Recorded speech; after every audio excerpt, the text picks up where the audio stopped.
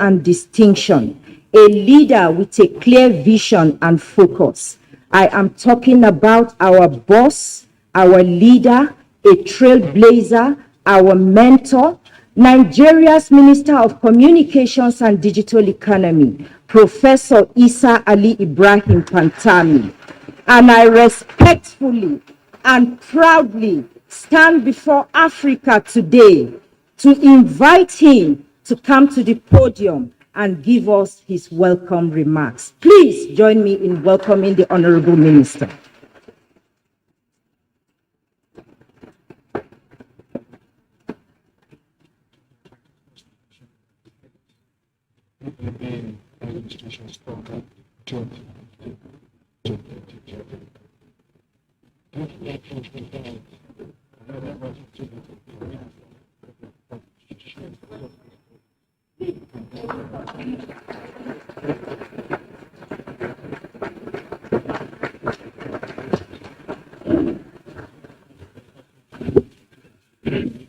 My friend and brother, the country director of the World Bank here with us, Mr. Shobran, my colleagues, the ministers in charge of ICT and digital economy from West African countries, the Gambia, Niger Republic, Burkina Faso, Guinea, Sierra Leone, Cote d'Ivoire, and all other West African countries that are represented here.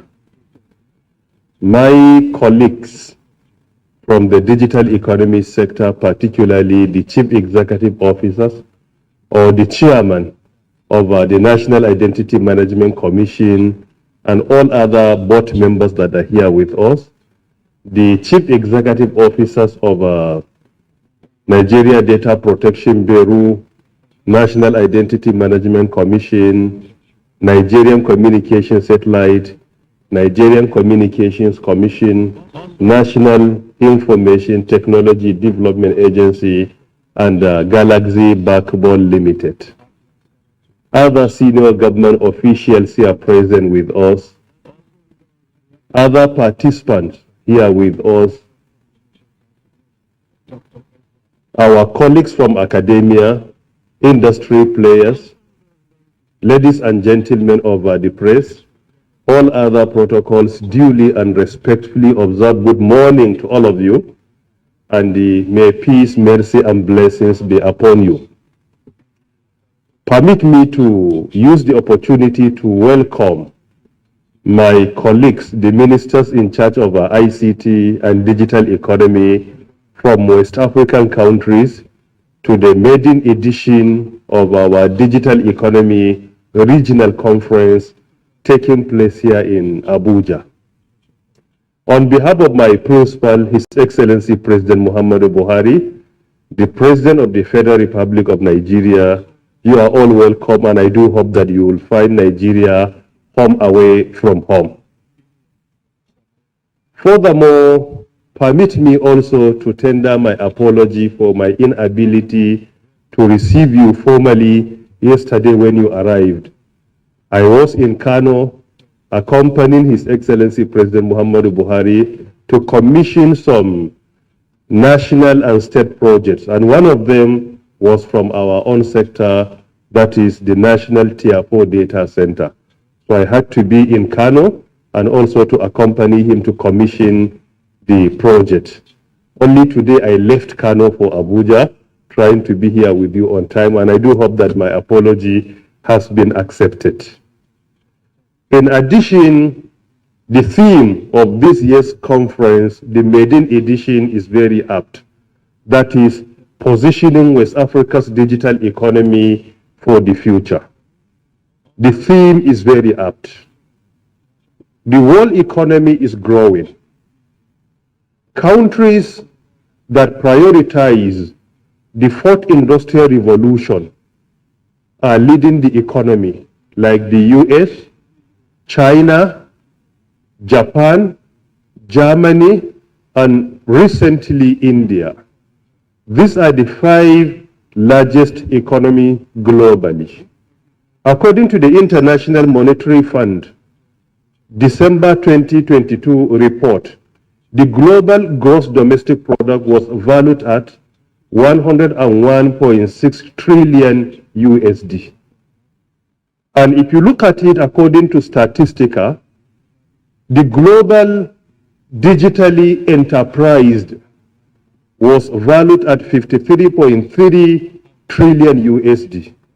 By implication, economy that relies on digitalization or digital activities comprises more than 50% of the global economy today. Furthermore, if you look at the largest economy globally, starting with the US, as at December 2022, the economy of the US was 25 trillion USD, followed by India around 18.8 to 19 trillion USD. And number 3, Japan. Germany was the third largest economy in the previous year. But at the end of 2022, Japan emerged as the third largest economy globally with a GDP of around 4.5 trillion USD. And if you look at it carefully, the population of Japan is only around 125 to 126 million people. But still, Japan happens to be the third largest economy, taking over even Germany. Then only end of last year, India displaced the United Kingdom to emerge as the fifth largest economy globally. If you look at all these countries that are doing well economically, you will discover that they prioritize the future, particularly the fourth industrial revolution. Africa was not part of the first industrial revolution, which took place in the United Kingdom and particularly in Manchester and Liverpool. This is in the 18th century. In the 19th century, the second industrial revolution took place, being led by the United Kingdom, followed by Belgium, Germany, France, and the United States of America. These countries were following the UK, and they were termed as the chess group. They were chasing the United Kingdom. So they were part and parcel of the second industrial revolution. The first industrial revolution was on steam power, only the automation of steam power, while the second industrial revolution was largely on electricity and mass production. Then the third industrial revolution, which took place in the 20th century, and there were few new entries joining the UK, Germany, France, Belgium, and the US. Japan and Australia joined the third industrial revolution. And the third industrial revolution was largely on ICT, the invention of World Wide Webs, internet, what brought about globalization, where you can sit down in one place and watch what is happening in another part of the world live. However, it didn't allow communication between the two members over that. And if you look at it, Germany and Australia joined the third industrial revolution, and the fourth industrial revolution, according to the chairman of the World Economic Forum and the founder, Professor Scholl, commenced around 2001. So by implication, we are around 22 to 23 years in the fourth industrial revolution. And the fourth industrial revolution is about the fusion of physical, biological, and virtual world. These three worlds are interwoven today, the physical, the biological, and also the virtual world. And the fourth industrial revolution depends largely on digital technologies. And digital technologies are the technologies that are driving the digital economy today. So if you look at the fourth industrial revolution today, it's about digital technologies and most importantly, emerging technologies like nanotechnology, biotechnology, artificial intelligence, robotics, quantum computing, cloud computing, virtual reality, augmented reality, 5G, Internet of Things or Internet of Everything. So all of them are part and parcel of the fourth industrial revolution. This is the only revolution that African countries are not far from the developed countries. And it is the only industrial revolution where you have some African countries that are actively involved. It is because of this that we came up with a very important theme, positioning West Africa's digital economy for the future. The countries that are successful economically today are countries that are proactive. Being proactive is key towards achieving a very successful digital economy globally. It is because of this that we organized the maiden edition of Digital Economy Regional Conference, where we converge here, commencing with our sub-region within the African continent. Why? Because you cannot achieve digital inclusion without collaboration. Collaboration is key. No one can do it alone.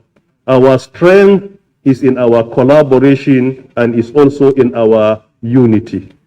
Digital technologies today do not respect our borders. Border is becoming very irrelevant by the day. When you travel physically, borders are respected. But when you travel virtually, then definitely and mostly borders are not respected.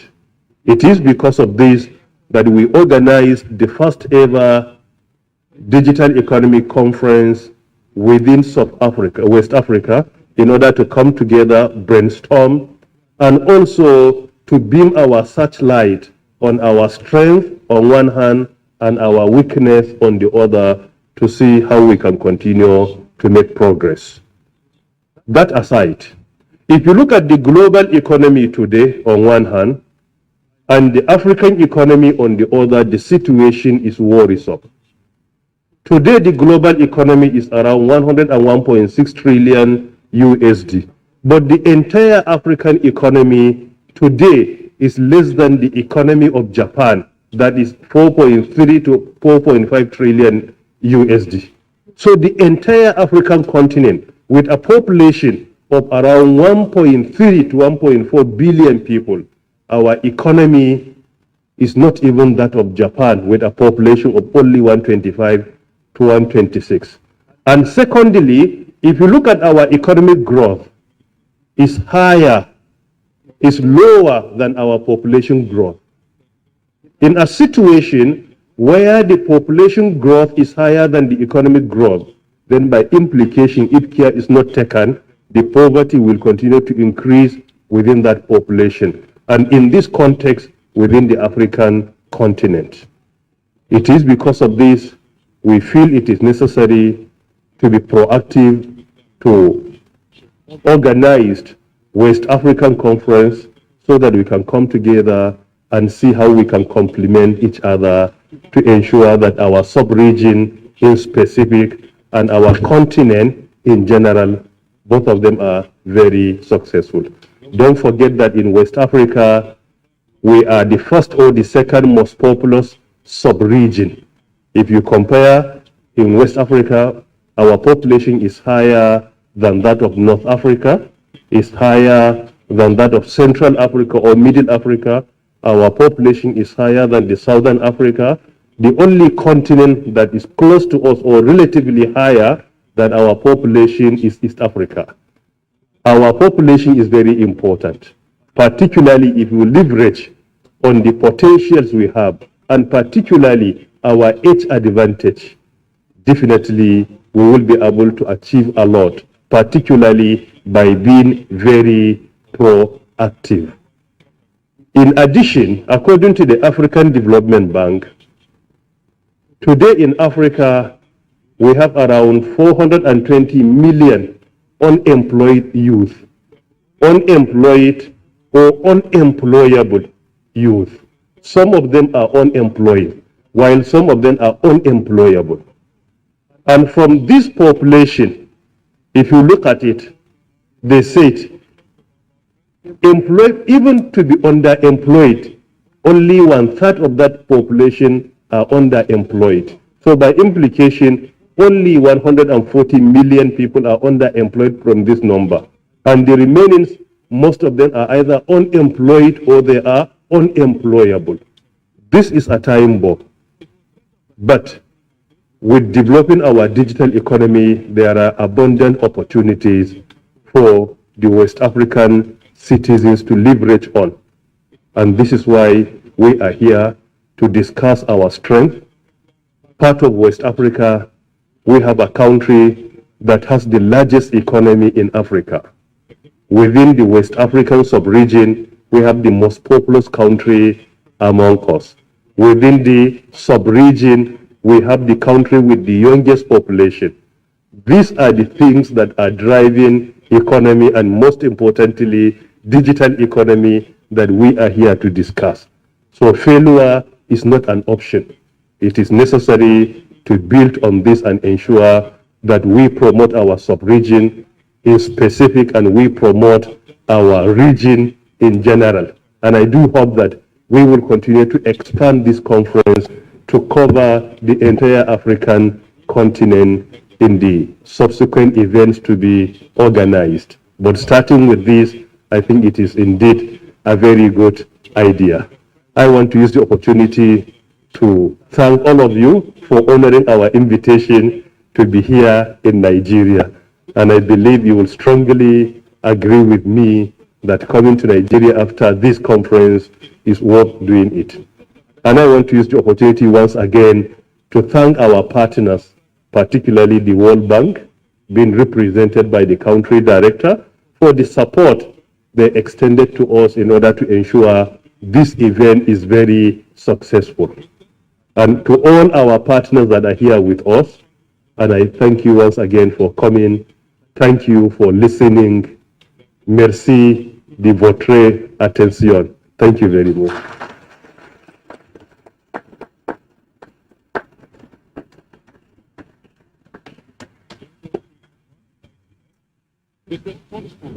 Distinguished ladies and gentlemen, would you please extend the courtesy of the second round of applause to him?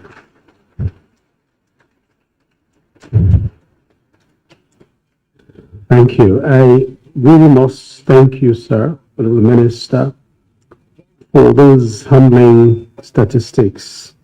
I must thank you also for the exhortation to your colleagues across West Africa. But I also must thank you indeed for ending on a message of hope and a call to action. Ladies and gentlemen, that is a wonderful welcome address and quite befitting for the kind of audience that we have this morning and on the subject matter for today. We'll make quick progress and then keep protocols to some minimum. We do have very many items on event flow for the day. The next will be a very short video. I'd like to ask you to please watch. It's inspirational. It will talk to us about the need to transform Africa using digital technologies. If you could hitch that on, it'll just play for a few minutes, 2 minutes or thereabout, and then we can proceed with the fireside chat. Could you put that on cue, gentlemen at the control? Africa is thinking big on digital transformation, and the time for growth is now. When the pandemic accelerated digital adoption, it showed the importance of broadband connectivity and exposed the growing digital divide. A class of people have been left behind, lacking access, opportunity, and skills. Africa's digital needs for people, businesses, and governments became painfully evident. Today, Africa's youth are trying to access better technology to achieve their dreams.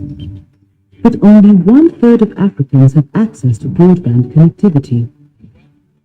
And in Western and Central Africa, 56% of people are living within broadband range but not using the internet. Despite the impressive progress in recent years, the challenge is immense. Together, let's unite for Africa's historic digital transformation. The 2022 Dakar Call to Action reflects the commitment of African leaders in scaling up across either 20 priority areas, including digitalization. The goal is to help African countries recover, build back better, and achieve economic transformation. Together, we can boost our efforts to ensure every individual, business, and government in Africa can be online by 2030.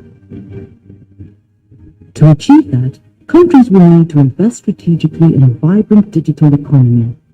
By focusing on infrastructure, policy, and regulatory reforms with strong private sector involvement, we can achieve inclusive and safe digitalization across infrastructure, public platforms, financial services, business, and individual skills. The time for action is now. The work ahead is ambitious and bold. Let's transform the way that people, businesses, and governments work to fast-track economic transformation in Africa. What can you do to build a future-ready digital Africa?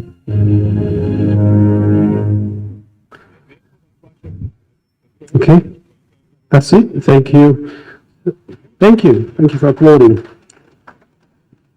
So while the host minister was giving his welcome address, we were joined by two fine gentlemen. Let me introduce them very quickly.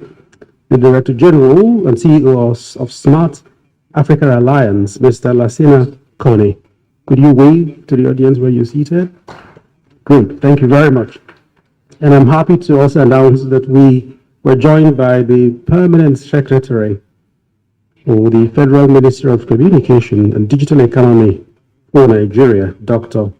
William Alo. Thank you, sir. Thank you for coming. And let me announce that this program is interpreted in French and Portuguese, and there are headsets on the tables. If you haven't accessed any, you can grab one on the table. Channel 1 is English, Channel 2 is French, and Channel 3 is Portuguese. If you need help, please contact any of the ushers to direct you to whom to speak with. Let us go on now to a small but important part of the program, which is the fireside chat. It's my pleasure to invite our host minister back onto the stage and to take a seat right here on the podium. He will be joined by the country director of the World Bank, Mr. Shubhan Chaudhary. Just the two of them, and it will be an experience sharing. They would share with you their experiences across on the digital economy. You'll find it very interesting. And if you will applaud them, they will make their way on the stage. Thank you.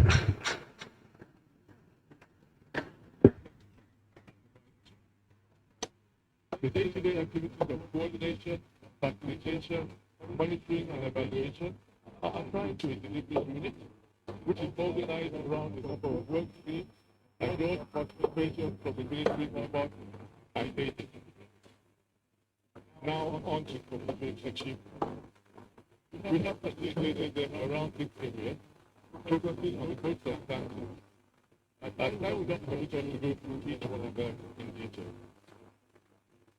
When COVID-19 struck and the lockdown began, we had a major disruptive impact in terms of movement of goods and people, which of course not only affected the operation of businesses, but also the supply of much-needed material, including essential drugs. Being what is known as a black swan event, as you can imagine, no one anticipated this, but it obviously did require a well-thought-out response. Good morning, everyone. Your Excellencies, all the honorable ministers from the rest of the region, CEOs from all the agencies, and of course, all the partners from private sector, from civil society, and from the media. Honorable Minister, good morning. And, it's great that you were able to join us despite your flight being delayed from Kano.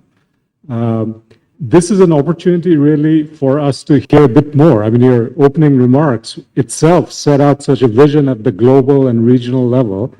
This gives us an opportunity to dig a bit deeper into your particular vision for Nigeria. I will actually start with our first conversation, I think 3.5 years ago when I first arrived in Nigeria, October 2019. I think one of my first meetings was with you. And it was a conversation about your vision for Nigeria, the potential of Nigeria as a digital economy, and even, what His Excellency the President had laid out for you in terms of your KPIs at the cabinet retreat, Federal Executive Council retreat. Shortly thereafter, I think we participated in the launch of the strategic roadmap, an action plan that you had laid together. His Excellency President Buhari joined us at the, I think it was at the International Conference Center. On the 28th November 2019. That's right. And then at the same event, we launched, actually you launched the Digital Economy Assessment, diagnostic report. That report that the World Bank and others had produced for Nigeria.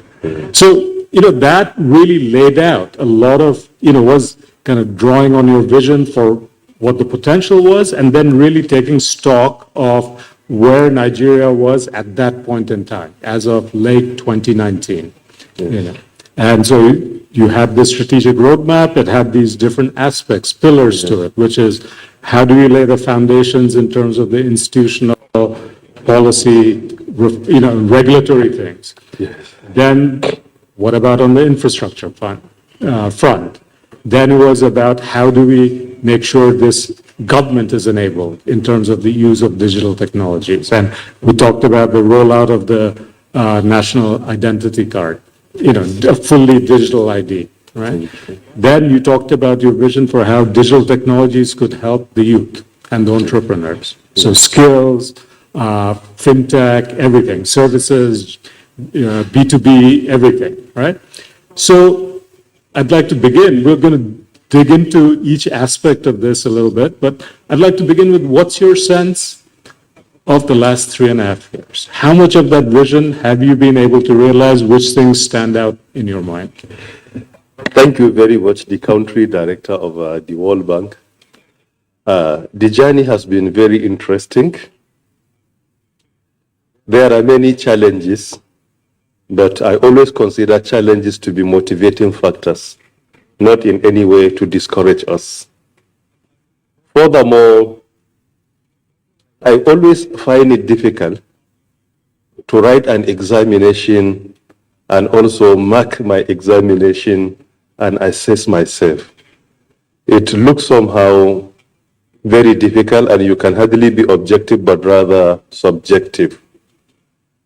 However, since you asked me about the performance so far, particularly by making reference to the key performance indicators given to all ministers when we assumed duty on the 21st August 2019. At that time, we were given 8 priority areas, 8 deliverables. And we had been working on all of them within the digital economy sector, the ministry, the parastatals under its supervision, our colleagues in the private sector, colleagues in academia. We had been working to ensure that we implement all these 8 priority areas. Based on what was given to us, 70% on each priority area is A. I was given 8 priority areas and I signed all of them and submitted to Mr. President like a commitment that you will serve as a minister by fulfilling this responsibility. On the 17th and 18th of October 2022, just last year, His Excellency President Muhammadu Buhari organized a ministerial performance retreat where independent assessors and independent consultants were engaged by government to go around each and every ministry and sector, consider the baseline given to them when they assume duty, and look at their performance so far. So these independent assessors are Foreign Commonwealth and Development Office in the United Kingdom and also KPMG. They collaborated with the Office of the Secretary to the Government of the Federation to partake in this assessment. So out of the 8 priority areas given to us, with all sense of humility, we obtain A+ on behalf of our principal, President Muhammadu Buhari. Our priority area number 1 is to ensure broadband penetration in Nigeria. The report presented at the Presidential Banquet Hall, under that one, we obtain 134%, which is 54% higher even than the baseline of A. Number 2 is 4G penetration in Nigeria. Under 4G penetration, we obtain 127%. Number 3 is to develop policies for the digitalization of government processes and functions. Under that one also, we obtained 99%. Then number 4 of the priority areas is to support the digital ID enrollment. Under that one, we obtain 86%. Then number 5 is to enhance revenue generation. Under that one, we obtain 594%. We increase revenue generation in government quarterly from 51 billion to 408 billion. From 51 billion to 408 billion. Then number 6, to develop and implement national digital economy policy and strategy. Under the assessment of KPMG and FCDO, we obtain 130%. Then number 7 is to partner and collaborate with the private sector to create jobs for our citizens. Under that one, we got 111%. And the last one, number 8, is citizens empowerment. Under citizens empowerment, we got 137%. So this is the assessment of the performance of the digital economy sector, and with all sense of humility, it is the best in the country, and it is the fastest growing sector since 2010, based on the report of the National Bureau of Statistics. So I think it is easier for me to present the report of the independent assessment rather than to personally write my exam, mark it, and assign grade for myself. As a teacher, that is not acceptable. Thank you, Honorable Minister. I look, just the fact that you were able to just list those 8 as well, I mean, that I think is a sign of the kind of attention and commitment you've displayed. You used a word in your opening remarks about the need to be proactive. Yes. And I think that has been very clear, certainly, in terms of how proactive you've been. Thank you. But, I think it's, without a question, all the achievements so far. Yeah. But I think you'll agree as well, and it was prefaced in your opening remarks, that there is still more to be done.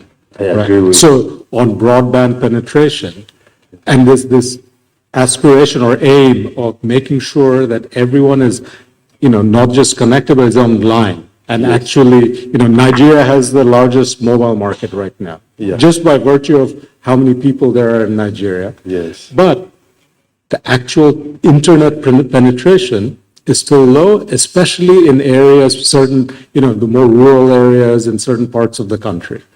So, and I know that you yourself, that has become a particular, target goal for you. So can you tell us a little bit about how, what are the next steps? What kinds of, you put together the broadband plan and the broadband commission. What are the next steps in terms of regulations? I've heard you talk about, right of way, really urging the states to make it easier for private firms to lay fiber optic cables, fixed broadband. What in your mind are the key next steps, and who needs to take them? Government at the federal level, at the state level? Is it private firms to really hit that target in terms of, the fixed broadband, the kind of the backbone, which in turn will be the enabler of actually helping all Nigerians get online? Thank you very much, Country Director. Firstly, I believe you will remember the National Digital Economy Policy and Strategy for a Digital Nigeria, which was launched and unveiled by His Excellency President Muhammadu Buhari on the 28th November 2019, and you were there. And after unveiling, you also formally handed over to us Nigeria's Digital Economy Diagnostic Report conducted by the World Bank, which also played a critical role in identifying the challenges being confronted by the ICT sector in Nigeria in 2019. After the development of the National Digital Economy Policy and Strategy, we also developed the Nigerian National Broadband Plan 2020 to 2025.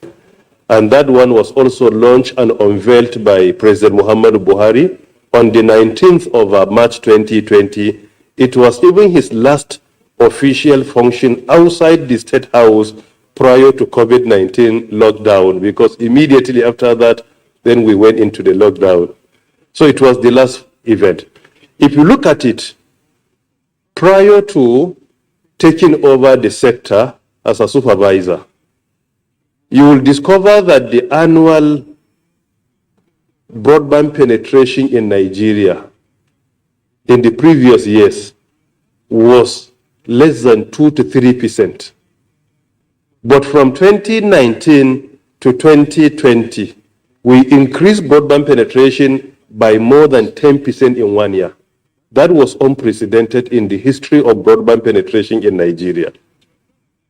Secondly, we must all agree that COVID-19 disrupted many activities, including the broadband penetration within the country. Over a period of time, we went into lockdown. Nothing was being done except the provision of essential services. Anything outside that, not allowed by government. So that actually affected the sector. Thirdly, some of the steps we have taken in order to ensure that broadband penetration is increased significantly in Nigeria, we inherited 3 major challenges. Challenge number 1 is the issue of right-of-way charges. The first thing I did was on the 25th of January 2020, I engaged the Nigeria Governors Forum because most of the challenges are from state, not at the federal level. I engaged them in their headquarters for a discussion of around 1 hour 40 minutes, convincing them that the benefits of broadband penetration was beyond the right-of-way charges being collected, but rather it will support our entire economic development in the country. At that time, some states were collecting 16,000 naira per linear meter. Some 15, some 12,000, some 10,000. Usually the minimum at that time was around 6,000 to 5,000 naira. Through that engagement, all of them accepted and agreed to accept only 145 naira per linear meter. And this by implication reduced the cost of production. We conducted just a research at that time with only Kwara State, when the governor waived from around 10,000 per linear meter to 1 naira per linear meter, only 1 naira. We conducted a research that prior to that discussion with him, laying cable from one local government to another was costing around 250 million naira. But after the engagement, the price was brought down to less than 160,000 naira, covering the entire place. So still we have 1 or 2 states that we are battling with, but the compliance level is increasing because most of the governors wrote to us officially with their compliance. So for example, today in Imo State is 0 per linear meter, no any payment. In Kwara State, for example, is only 1 naira per linear meter. If you go to Kaduna State, it's for free as well. If you go to, for example, Gombe State, maximum is 145 per linear meter. So the compliance is really encouraging. The second challenge we inherited was that of the vandalization of our infrastructure. We were able to reduce even that one significantly. I wrote a letter to His Excellency, Mr. President, with complaints of the vandalization. A year before I assumed duty, within 1 year, reported cases of vandalization of infrastructure, cutting of fiber optics illegally, more than 13,000 cases were reported in 1 year. When I wrote to Mr. President, he approved on the 4th June 2020, directing security institutions to provide protection to our critical infrastructure all over the country. We still have some challenges, but definitely the vandalization has been brought down, most probably by 80 to 90%, which is really encouraging. We also had some complaints during road construction.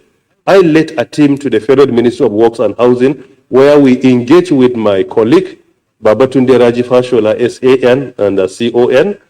We had a meeting with him. We set up a standing committee that whenever they intend to embark on any road construction, they will let us know so that we can put our house in order. Because usually during road construction, fiber optic cables are being destroyed.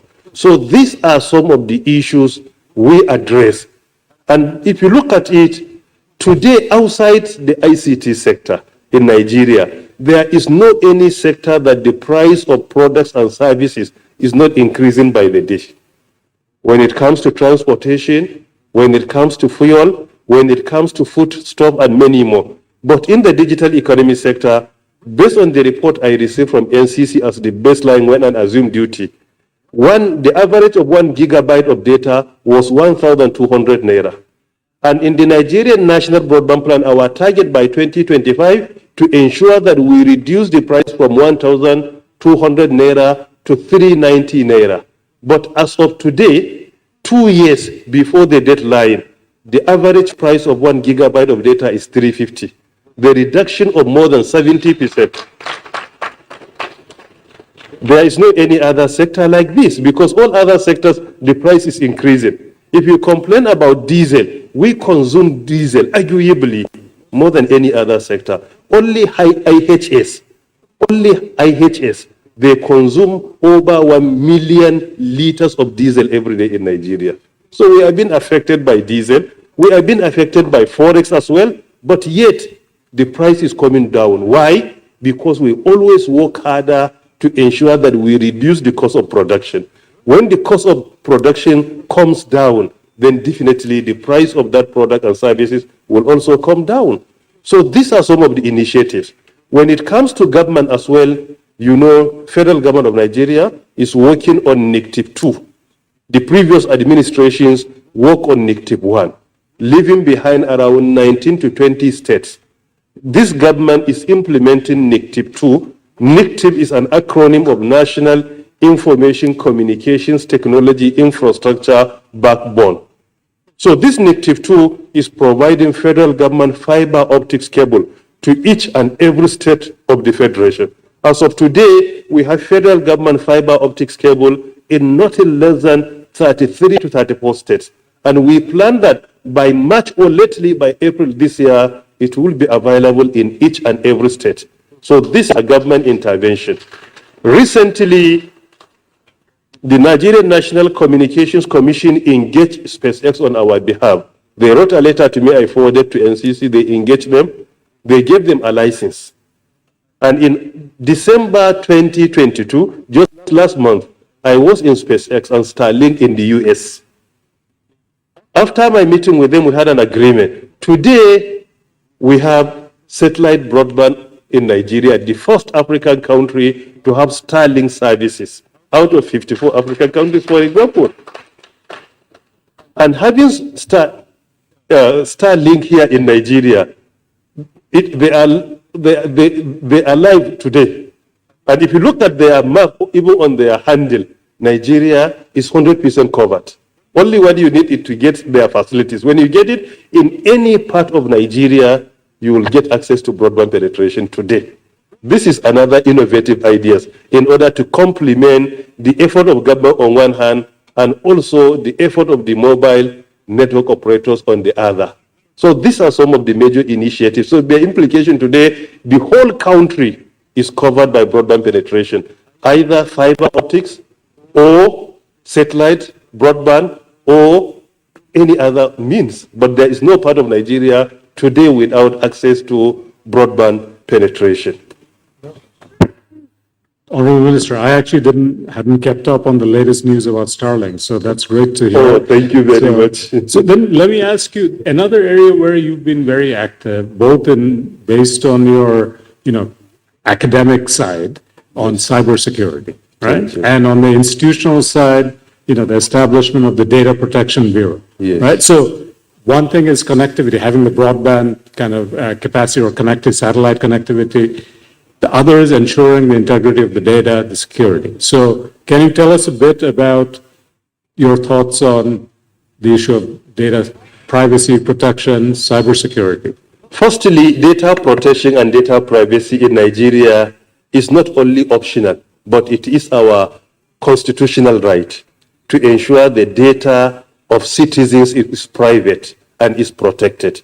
It's our fundamental human right. If you look at the Nigerian Constitution 1999 as amended, Section 37 is very clear that privacy of data of our conversation on telephone, whatever we do, it must be private. And it is very clear in Section 37. So in Nigeria, it's not optional, but rather it is the constitutional right of our citizens to ensure that their data is private, except if someone commits a crime. For example, if you look at Cyber Crime Act 2015, there is a provision of what is called lawful intercept. Lawful intercept is only with security institutions. When someone commits a crime, they establish prima facie case that he commits that crime.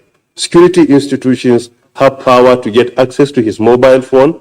They have access to get access to certain information, but it cannot be done without establishing a prima facie case. That one is necessary. It is only in the course of investigation.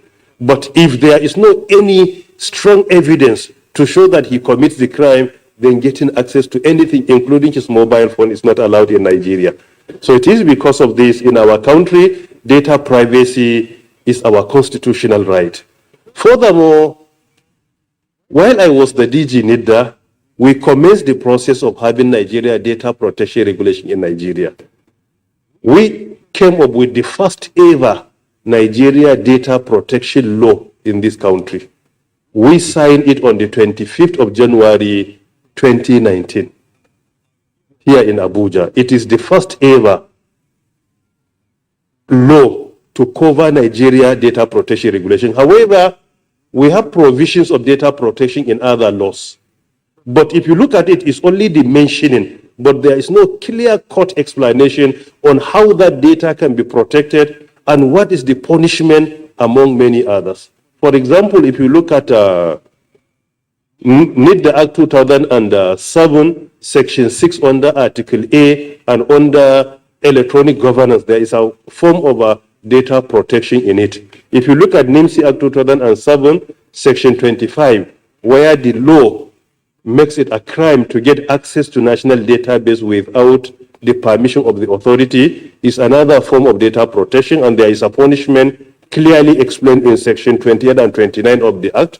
And also, if you look at the Freedom of Information Act 2011, Section 14, there is an exemption even to freedom of information, that personal data should be private. You cannot release it to anybody without the approval of the person involved. It's another form of data protection. The same Child Rights Act 2004, there is a form of data protection regulation.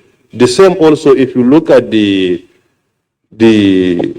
National Health Insurance Act 2014, for example, or the most recent amended one, there is a form of data protection, but all of them is only mentioning.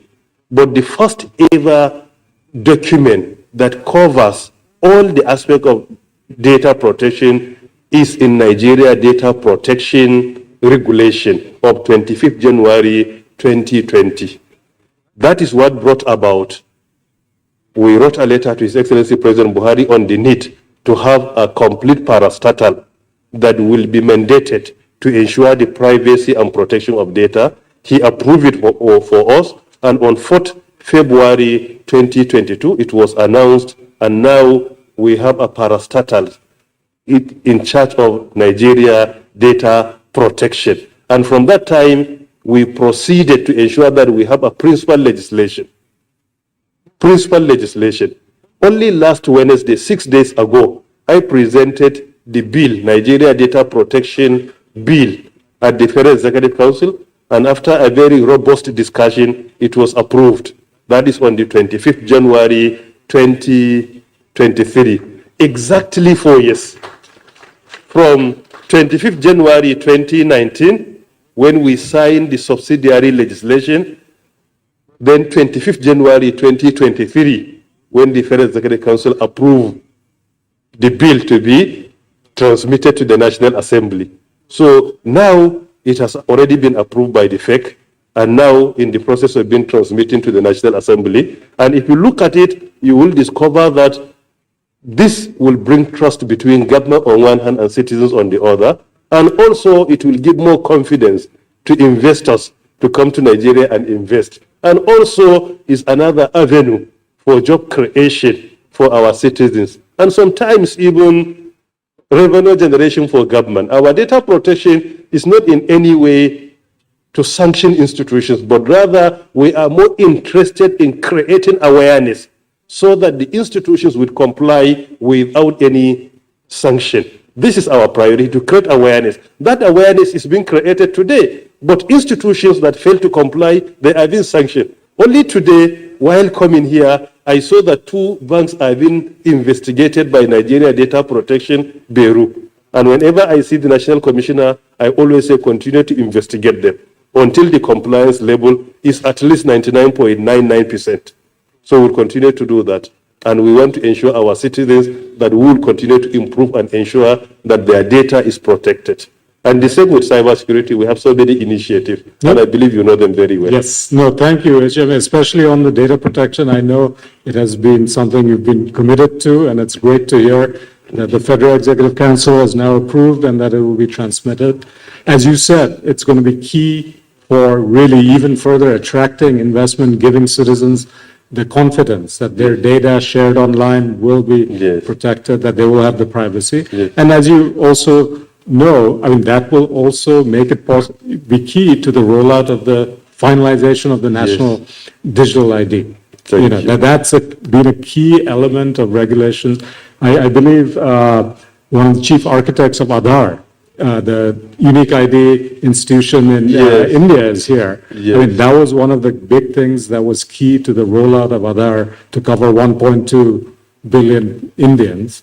Similarly here, Aadhaar is the unique ID, the agency that actually rolled out the unique ID. So in Nigeria, I think this will also be key to, you've already made a lot of progress on, the rollout of the NIN, but so reaching the final, all 200 million plus Nigerians, this will be critical. Thank you. And we are making progress by the day.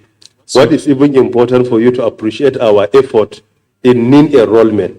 NIMS was established in 2007, and it was transferred by His Excellency Mr. President to our supervision in October 2020.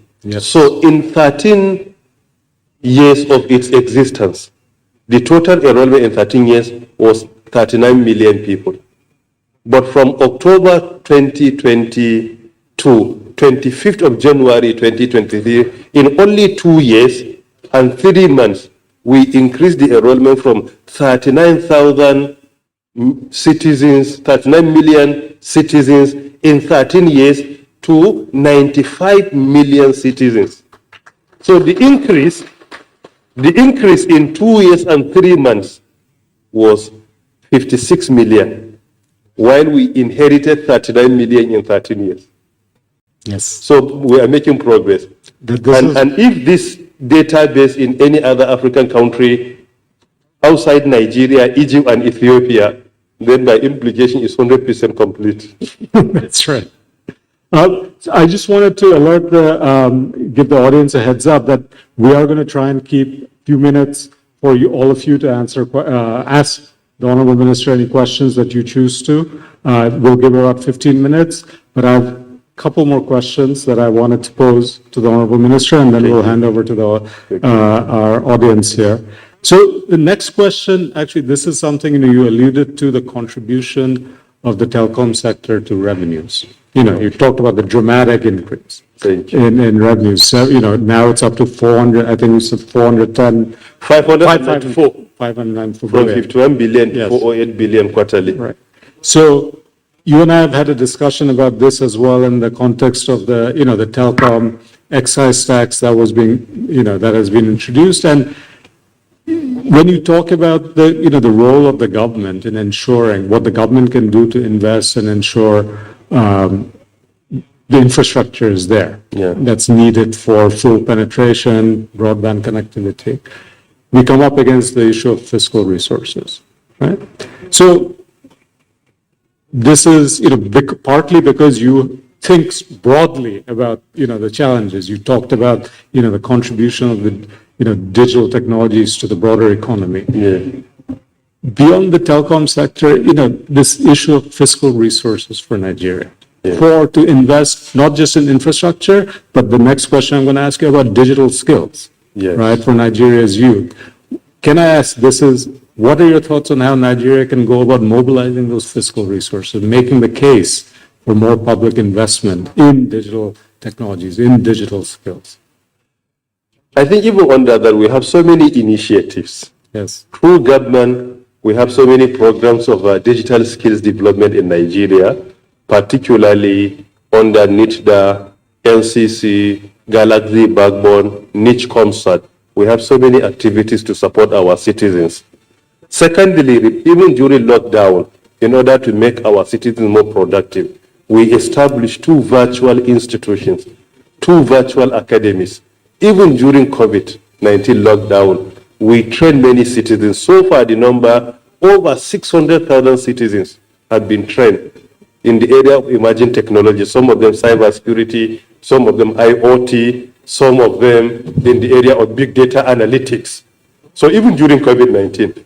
Furthermore, we also prioritize in our relationship with the private sector that usually in our engagement, digital skills for our citizens is more important as part of their corporate social responsibilities. That is why in October 2022, we signed an MOU even with Microsoft Corporation to train 5 million Nigerians on not only digital skills, but rather cutting edge and high demand. Right. Recently, Mr. President has unveiled it in addition to another program, we call it 1 million developers. We want to train a minimum of 1 million developers in Nigeria. Why? Because our citizens complain about unemployment, but in real sense, it's not just unemployment in the world, but rather there could be unemployment in certain parts of the country, but the major challenge is unemployability. There is a serious mismatch between the quality of education being taught in our institutions and what is available in the labor market. So there is a serious mismatch. Graduates will graduate. When they are employed, they cannot be able to do the work. So it is not about just unemployment. I agree there is unemployment, but the challenge of unemployability is the most serious challenge because of that mismatch. For example, today, if you look at it in the world, we are looking to have a minimum of 8.1 million cybersecurity experts, not basic or intermediate, world-class experts is 8.1 million. What we have today is only 4.7. So by implication, you have another 3.4 vacancies. And these vacancies relatively remain the same in the last 5 to 6 years. So somebody graduates from university with a BTech degree in cybersecurity, but due to the lack of skills, he cannot be recruited by the tech giants. Why? Because there is a mismatch between what is being taught in our schools and the vacancies available or the job offers available. So it is because of this we came up with initiatives to complement the degrees and certificates being obtained by our citizens. And we always insist today that in the 4th Industrial Revolution, we are not in any way discarding certificates, but we always insist that degrees are not enough. Degrees must be supported with relevant skills, either soft skills or hard skills or social skills. But having a degree today is not enough. It's only the foundation, but it may not take you anywhere, particularly if you are looking for opportunities globally. So these are some of the initiatives we come up. And in addition to that, this administration of President Muhammad Buhari has been building and establishing digital economy centers in Nigeria. Some of them smaller centers, some of them very big centers. There is no single state in Nigeria in the last 3.5 years that we do not have a minimum of 15 digital economy centers from start to finish, no state in Nigeria. Some of them, they are top class centers being constructed. For example, if you go to University of Ibadan, we have an ongoing project. Federal University of Technology, Owerri, we have another one. Here in Abuja, we have another center being constructed. If you go to Katsina, there is another one. If you go to Borno State University, we have another one. So there are some ongoing projects where government is building world-class centers. And this administration also has constructed the first ever National Center on artificial intelligence and robotics. This is to support our citizens that are coming up with some innovative ideas. And I presented a memo before the Federal Executive Council twice, in which we got an approval of establishing the National Digital Innovation and Entrepreneurship Center here in Abuja, which will also serve as NIDA's office. The federal government approved over 12 billion naira for the project, and most probably the work is over 80% completion today. I was there last month to inspect the work. So these are some of the initiatives, all as part of our preparation for the future. And just to add to what you said, I think it's particularly important, I think, for the young women and girls of Nigeria. That is why we have program, we call it ICT for women. Right. We have ICT for children, we call it Catch Them Young, where we teach our children critical thinking and complex problem solving. Even at the age of 5, 6, 7, right, we teach them critical thinking and complex problem solving in Nigeria. We have been organizing the program, particularly during their vacation. We have summer program that we usually organize for our children in Nigeria. And this is adding more value. And we even have training for people with disabilities. Even people with disabilities today, we create many entrepreneurs through the program. Great. So, HF, last question, and this goes to the fact that this is a regional conference. So, in your mind, you mentioned the importance of collaborating, across borders, because digital technologies, flow of information, does not respect borders. Yes. Before we go over to the audience, may I ask, in your mind, for the West Africa sub-region and your colleagues here, what would you emphasize as, say, 2 or 3 of the main priorities, areas for, fostering that collaboration greater, and to the benefit of the entire regional economy?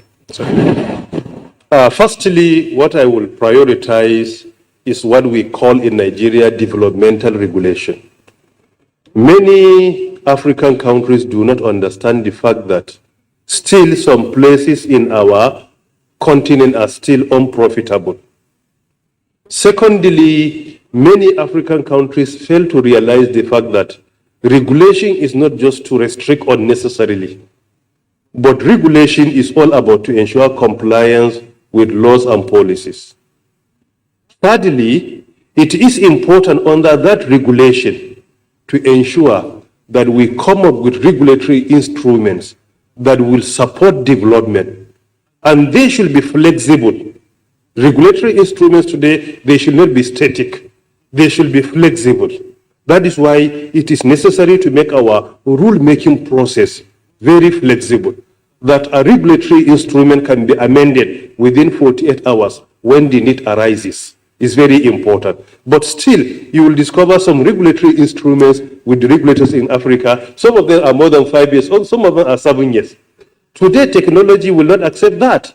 There is no way you can allow a regulatory instrument in a key sector to be 3, 4, 5 years without any amendment. That is not accepted. So we should try to change the perception of our government, of our regulatory bodies, that our regulation is not in any way to restrict unnecessarily, but rather to support development. If there is restriction, we can only do that for national interests. And we should prioritize long-term benefit over and above short-term benefit. Short-term benefit is what you collect today. Long-term benefit could be in the next 5 or 10 years.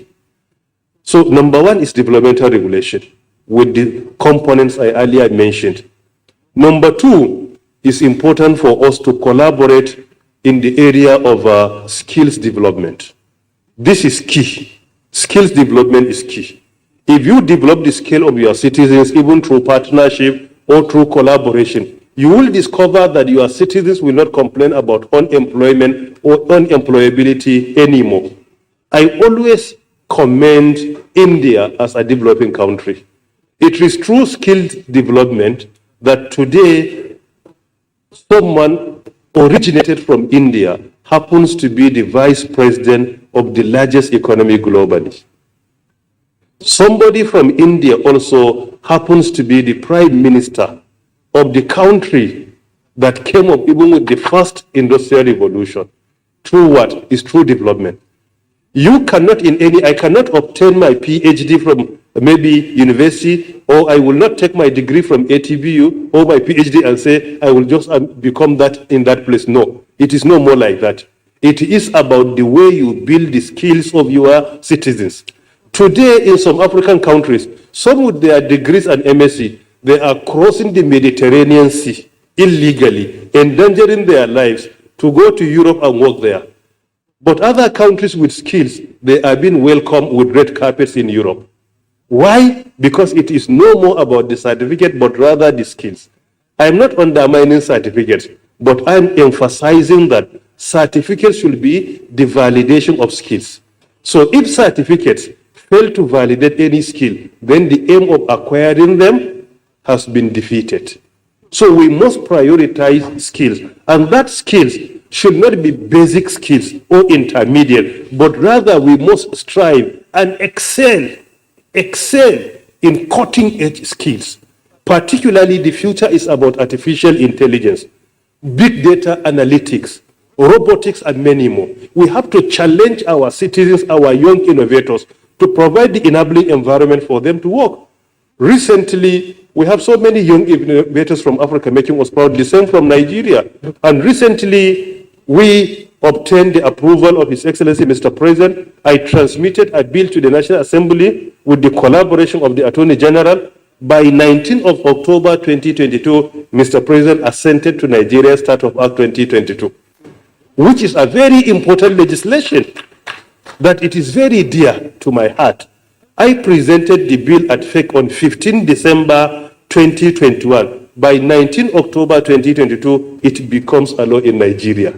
This is to show to us it's all about skills development. So I'm encouraging African countries also that do not have it, particularly West Africa, come up with a regulation, with a law that will support our young innovators.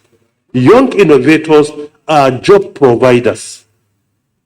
They are job providers. We should prioritize job providers over job seekers. Job providers over job seekers. So young innovators that are working on their startups, they are either job providers or potential job providers. So the future is about job providers. From India, look at the impact of Indian Institute of Technology. Look at the quality of their graduates. Recently, I conducted a research, and I discovered among the 40 tech giants in the world that all their CEOs in 37 out of 40 are related to Indian Institute of Technology. And they are occupying the higher position globally. About what? It's about developing the skills, supporting your citizens to be job providers rather than job seekers. Each and every graduate of Indian Institute of Technology is an employer of an average of 100 people globally today. So this is the way to go. And I think this is an area that West Africa, as a sub-region, we must work together, identify our talent, support that talent, identify our young innovators, give them all the necessary support they need in order to make us proud. And this is indeed very important. An area number 3, which I think is also very important, is technology transfer. Let us humble ourselves. Whatever comes up from Africa as a continent or from West Africa as a sub-region of technology, let all of us adopt it. Let us prioritize manufacturing what we consume, at least at the basic level. We should not remain as consumers, but rather we must try to prioritize what our citizens develop or what they produce or what they manufacture. There is not any developed country today in the world that relies on other countries for technology. We have to start from somewhere. Let our young innovators be challenged to come up with innovative ideas, implement them, and let us accept what we produce from our sub-region in West Africa. And I think this is very important. Great. Thank you so much, HM. Now we will have about, I think, 15 minutes and let's do the questions in rounds. So we'll take 3 questions. If you could help me with identifying. Yes, please. Lady over there. Thank you.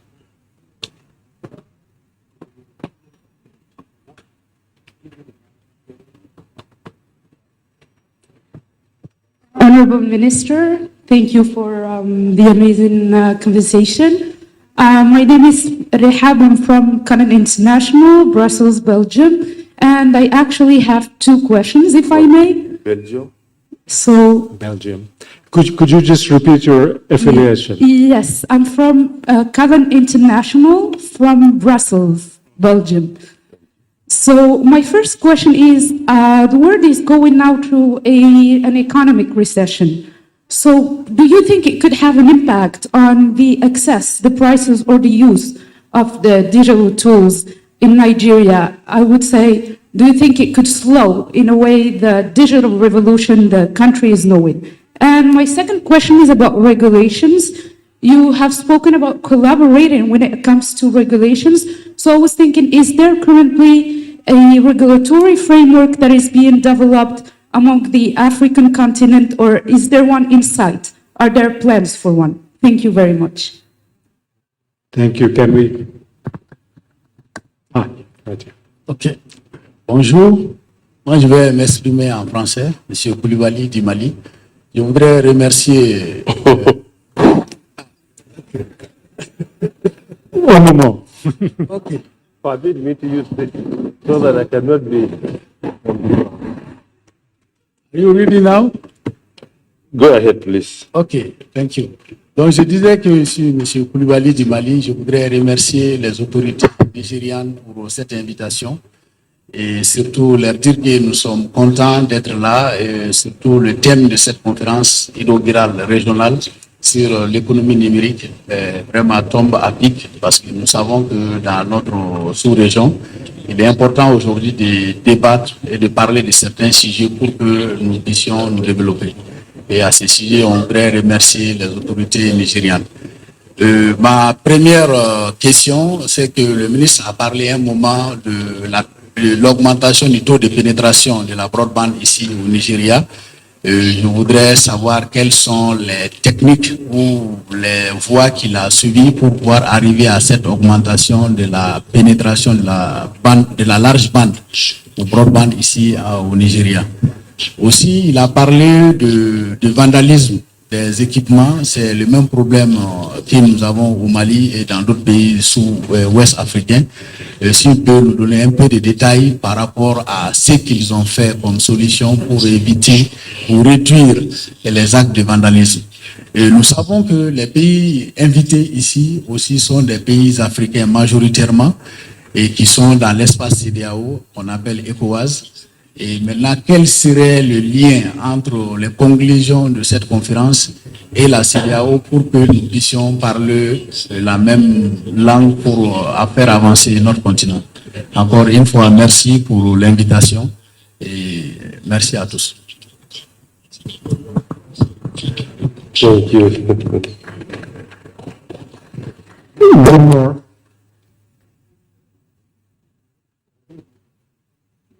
Please. And again, please introduce yourself.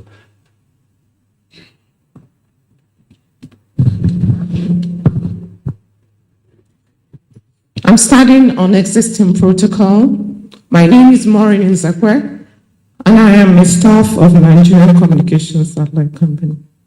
Okay, so my question to the Honorable Minister is, I want to first of all congratulate you on all that you have achieved, and we can actually see it and feel it. So I really want to say thank you. But my question is, we have a lot of women who are, how will I say, disenfranchised in terms of the upcoming emerging technology that is like AI, machine learning, data science, and all those. One of the challenges is that young women find it very difficult to take up such roles or to even find people who could mentor them to accept that we can do these things. It's really not rocket science. So what is it in particularly that you have done for young women who are in the rural areas, women who are even in Abuja, I will say, so let's not even go far. How are you helping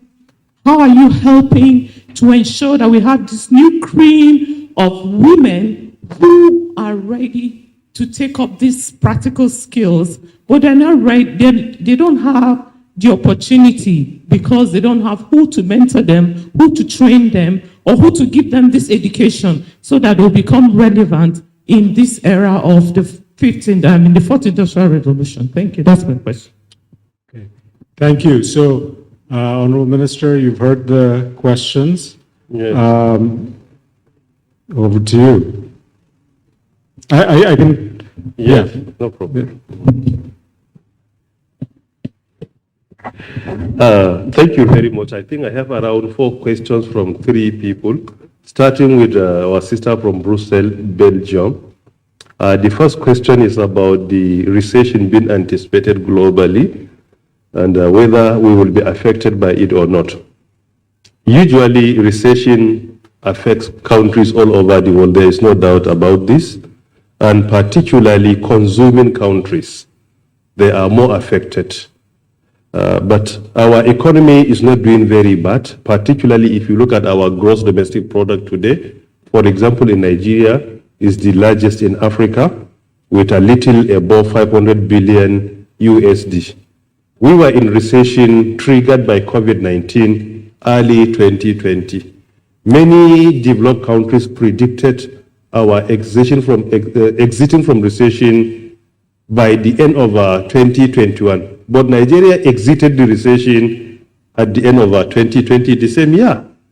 And the digital economy sector, according to the report released by NBS and also the statement made by His Excellency President Muhammadu Buhari, played the principal role in lifting out Nigeria out of recession, because oil and gas recorded -6, while the digital economy sector grew by more than 14.90%. So that is what complemented the challenge of other sectors. So recession, when it comes, is inevitable. There must be challenges, but I believe if we build economic resilience, particularly by prioritizing production over consumption, by making our citizens to have more skills where they can at least be entrepreneurs. These are some of the stages to be taken, but recession is more devastating if a country relies so much on consumption. But if there is a production, then definitely that impact will not be significant on that country. So, and I do hope that Africa as a continent, West Africa as a sub-region, we must prioritize production, and we must also ensure that at least we make our citizens to be skillful, particularly our younger ones. And I think this will go a long way in addressing the challenge. Secondly, with regards to the question you asked of regulation, is that regulation in Nigeria or in West Africa or in Africa? That question was not very clear. It's Africa.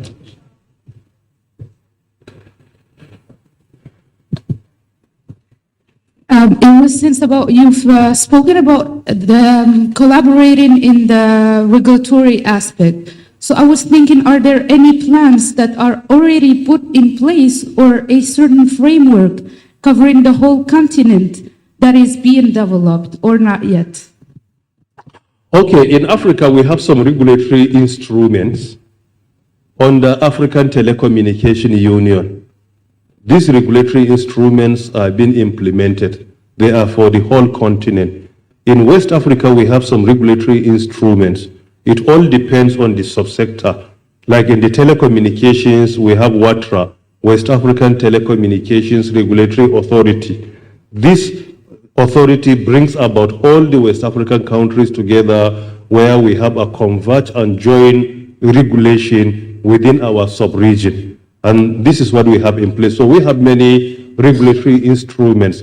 Then whenever we come up with, member countries are being urged to ensure that they are assented to it for implementation immediately. Definitely we have.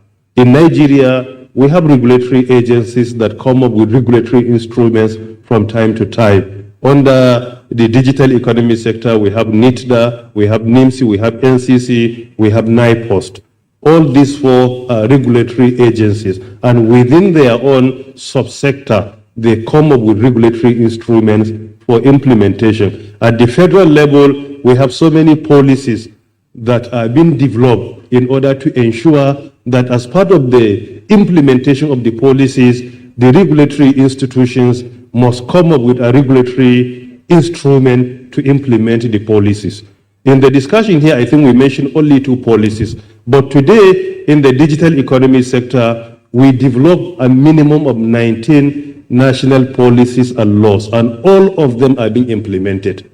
So the success story is not only with the national digital economy policy only, is the overarching policy, but however, we have other policies like Nigerian National Broadband Plan is another policy. National Digital Economy Policy and Strategy. Number 2, we have the roadmap for its implementation. Then number 3, the one you had mentioned earlier, Nigeria National Broadband Plan, being implemented. We have national policy for the development of indigenous content in the telecommunications sector to promote production. Number 5 also, we have national communication satellite policy.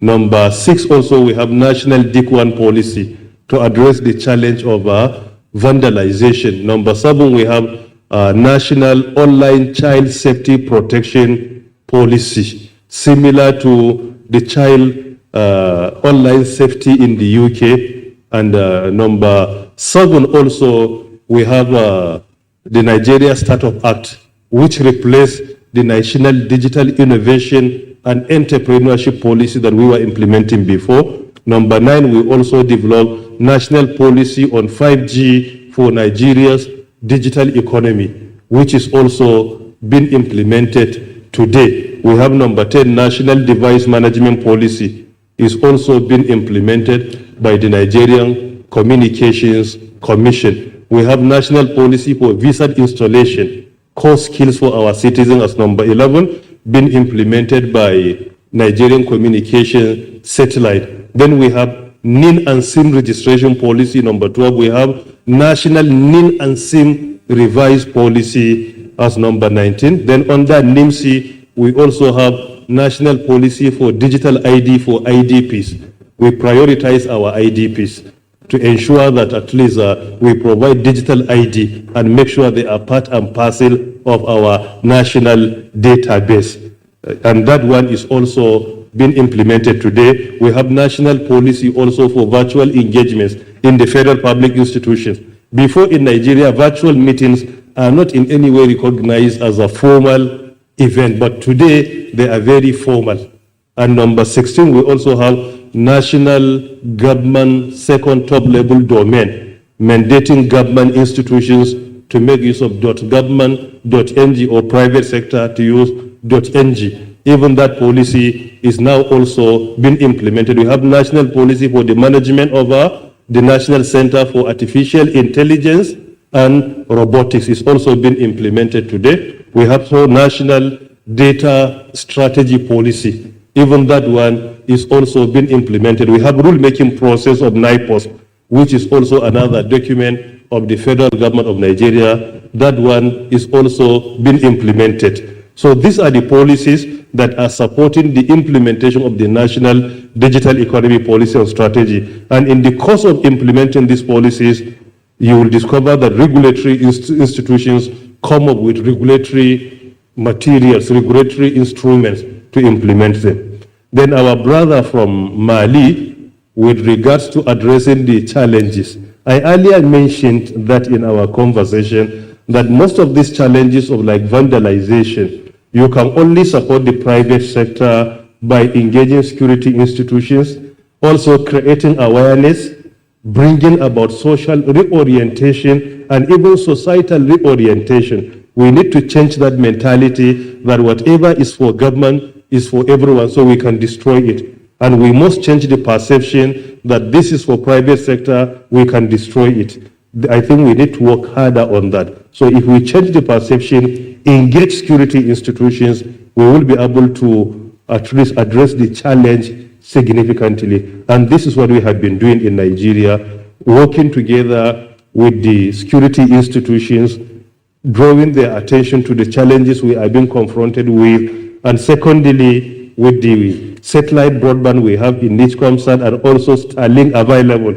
This will at least completely remove the challenge of that vandalization from the equation significantly. So our countries with the challenge, we may wish to prioritize satellite broadband, which relies on limited and few facilities on the ground. This is another alternative that will address the challenge.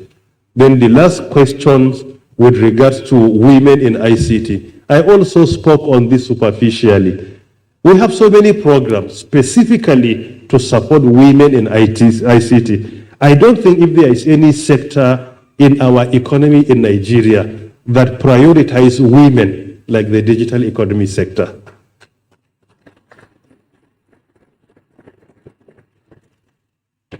If you look at the appointments from the federal level, from the ministerial level, the committees we set up, you will discover there are many women. You have earlier announced that Funke Opeke will join here virtually. She's already here physically? Oh, I didn't know. My sister, are you here? She chaired the committee that developed the Nigerian National Broadband Plan. And there are many professors from academia that work under her chairmanship. She chaired the committee. And if you look at it in the sector, even at the level of chairing board, we have women occupying the position. If you go through our boards, you will discover in each and every board, women are represented. And we have programs specifically for women in ICT in our sector. And sometimes when we discover that the challenges or the competition, women cannot participate in screening, we usually dedicate certain slots in whatever we do for women, particularly, so that we will not allow them to be challenged by their male counterparts. But if we know they can defeat men easily, we allow them to teach them some lessons. And if you go to the parastatals, you will discover that even at the directorate level, we have many women. And most of them, we brought them into the system.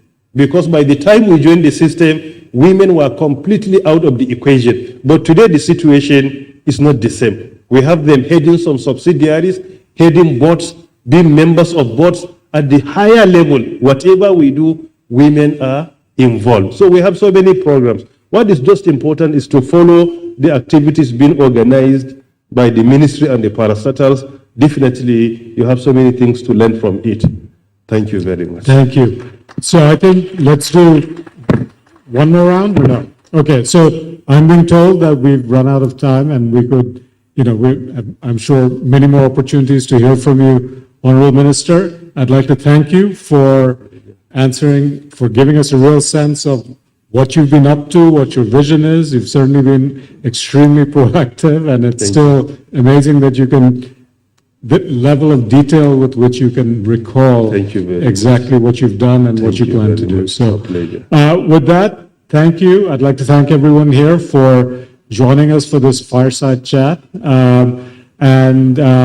May I ask the moderator, MC, what's next?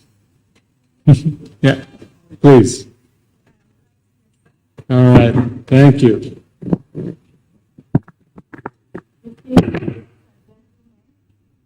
Please, can we give a digital round of applause? A well-deserved digital round of applause to the Honorable Minister of Communications and Digital Economy.